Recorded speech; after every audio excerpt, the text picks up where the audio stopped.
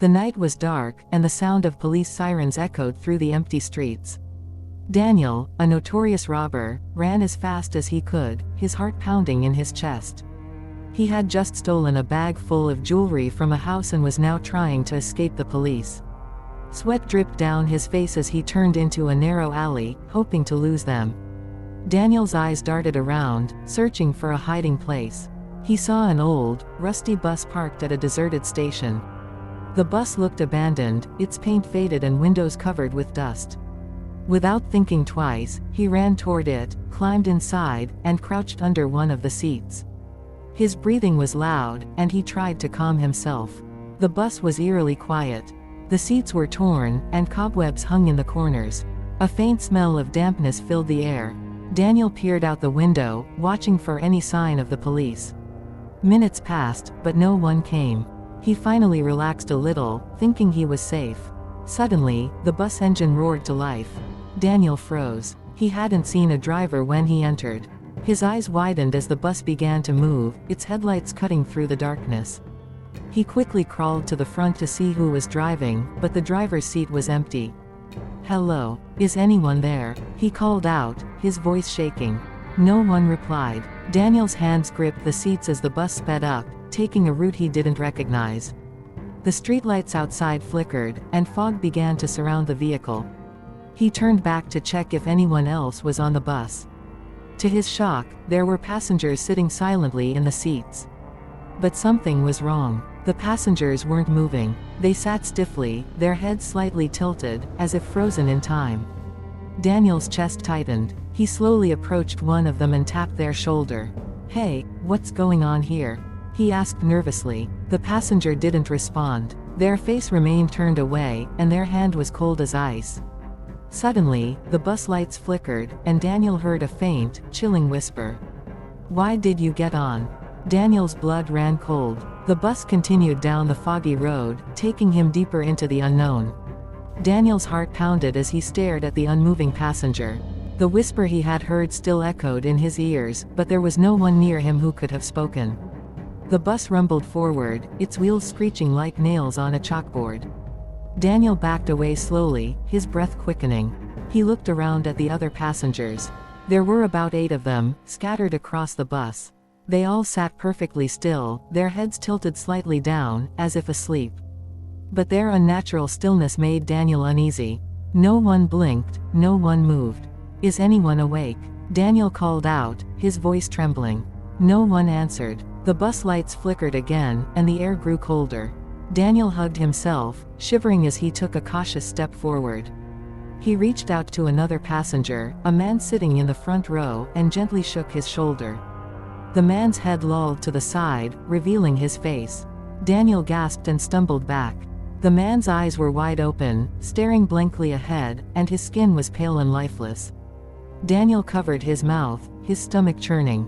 "What is this? What's happening?" he whispered to himself, his voice barely audible. As Daniel looked closer, he realized all the passengers were like that, blank eyes, pale faces, frozen in place. It was as if they weren't alive. The bus hit a bump, and one of the passengers, heads tilted unnaturally far to the side, almost as if their neck was broken. A sudden noise made Daniel jump. It sounded like a faint whisper, coming from the back of the bus. His head snapped around, but he saw nothing unusual. The whispers grew louder, surrounding him, though he still couldn't see anyone speaking. "Leave," the whispers hissed.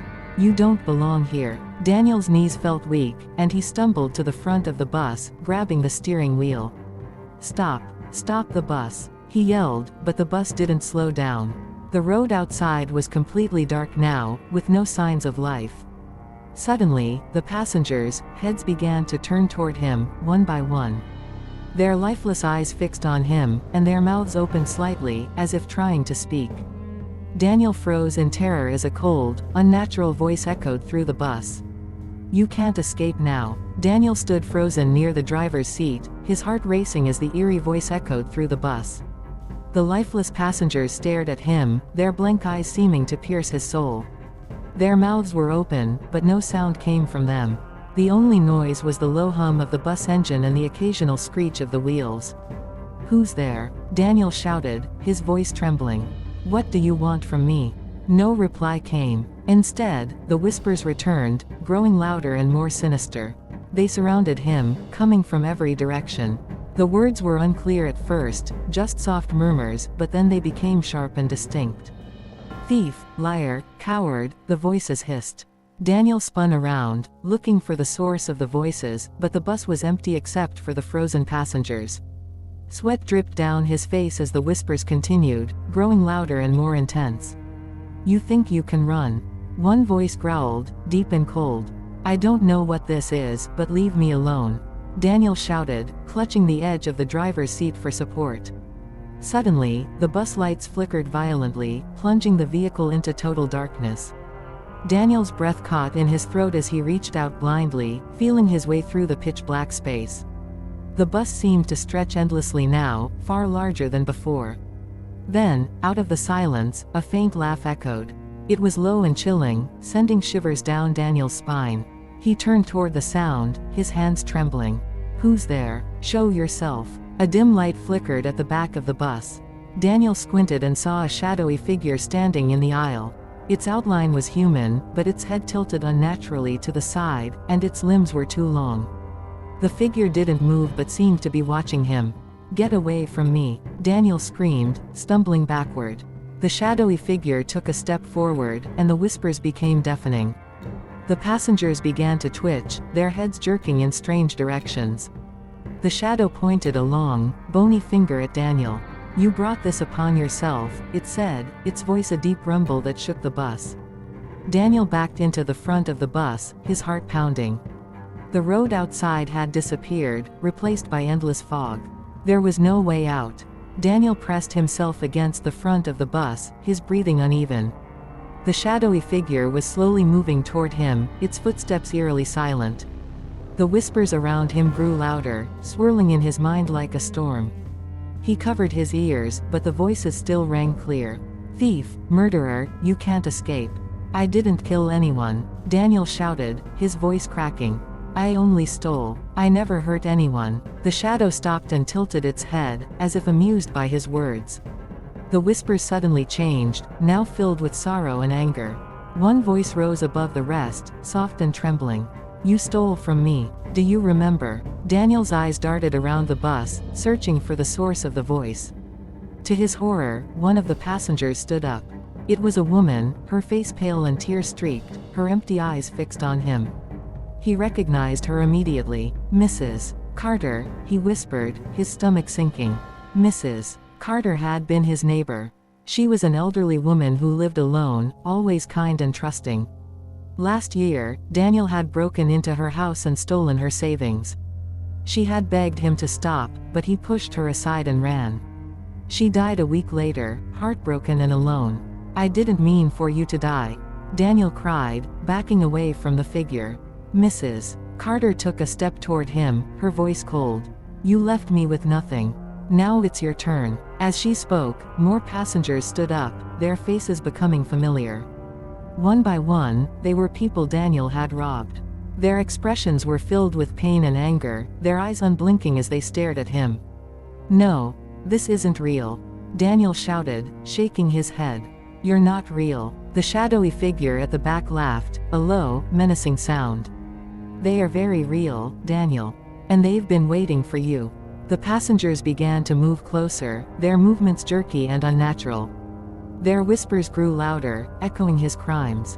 Daniel's legs felt weak as he stumbled toward the doors of the bus. He banged on them desperately, but they wouldn't open. "Let me out," he screamed. The bus screeched as it took a sharp turn, throwing Daniel to the floor. When he looked up, the passengers were standing over him, their hands reaching out. "You can't run from the past," they said in unison. Daniel scrambled backward, his body trembling as the passengers closed in on him. Their pale faces were twisted in anger and sorrow, their lifeless eyes glowing faintly in the dim light. He tried to scream, but his voice caught in his throat. "Stay away from me," he begged, his hands shaking as he pushed himself against the cold metal floor. Suddenly, the bus screeched to a halt, throwing everyone off balance. Daniel looked up, his heart pounding, as a new sound filled the air, a slow, rhythmic tapping, like boots hitting the floor. He turned toward the front of the bus and froze. A figure emerged from the shadows, stepping into the faint light. It was the driver, but he wasn't human. His face was hidden under a dark hood, and his glowing red eyes pierced through the darkness.